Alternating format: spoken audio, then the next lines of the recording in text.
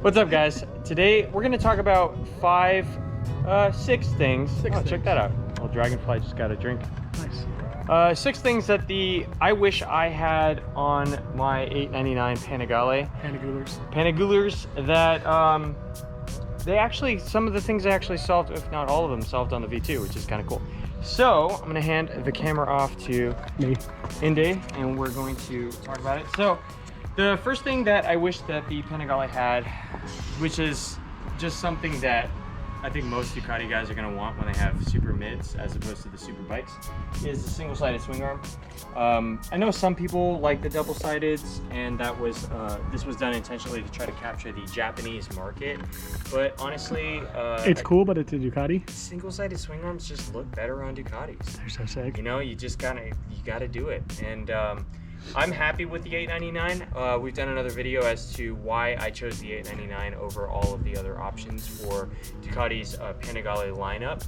But at the end of the day, I do really wish I had a single-sided swing arm, and it might be something that we do as an upgrade to this bike at some point in the future. And that would be sick. That would be pretty cool. They do it a lot in Thailand and in Indonesia. You were telling me about that. There, yeah. But like, I hate to be the bearer of bad news, but you know, Ruckus, single-sided swing arm, what's up? Yeah, you're gonna have that. Well, ignore that it's a CVT case and it's auto. Right. And so single-sided swing arm.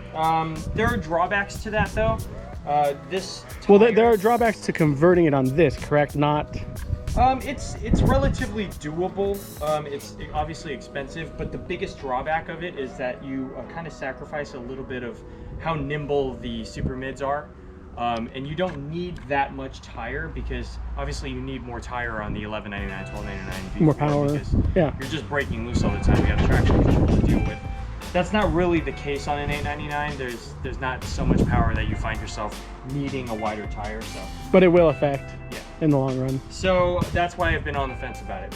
So moving on to the second thing, this bike has a clutchless quick shifter, quick up, which is fantastic. Saves your hand on long rides, your wrist. But if I really could wish for things that this bike had, I would go for a clutchless downshift too. That would be pretty awesome.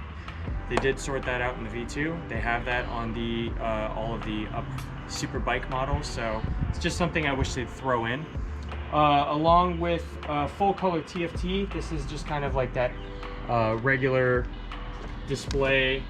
So if you take a look, obviously on the $11.99s, $12.99s, and the V2, V4, they have full color TFT now. It's just kind of one of those things, like I wish it had it. Well, honestly, if you haven't seen it, like, look up a picture of it. It's sick.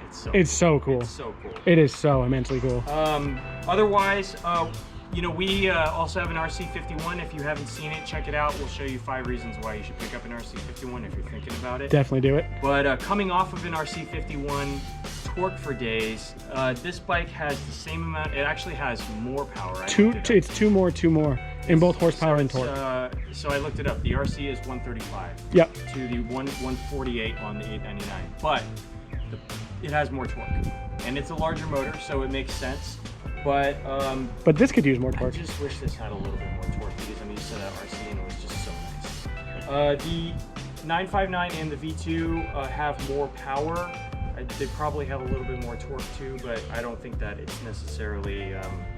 It's probably not going to scratch the edge. Well, part of it is definitely feel too. You know, when you're riding the RC, the torque feel it's really like it puts you back. Yeah. Yeah. So you just feel it, and along with that sound, it's fantastic. Yeah. Along with the a little bit more torque, a slightly sharper turn-in would be nice. Which we did actually look that up in comparison to the RC as well. It was the steering angle, correct? Yeah. So they did. And what I love about this is this list wasn't curated because of the fact that the V2 solved all of it. I think that Ducati really listened to their target audience, and along with their engineers, they figured out all of the things that the V2 needed to have to improve on the 899 and the 959. They definitely did it. And, and one of the things that they did do on the V2 over the 959 is that they increase the steering angle just a little bit, gives you a sharper turn in, makes your riding, you know, through canyons or track days a little bit more effortless. I find myself putting a little bit more effort into riding this bike than I would have expected. So, well, it's kind of interesting because we talked about that too. Once you got back on the RC, you're kind of annoyed that it was so aggressive. Yeah. But it was aggressive but easy to ride, which is funny because it's such a heavy bike. Yeah. But take it for what it is. You know, some people have no problem riding these bikes, but there are days where I'll go out with some buddies and we'll do 150 miles in canyons, and it gets exhausting pretty quickly. Yeah, it would definitely help. Mile 50, like, and you just turn and turn and turn and turn.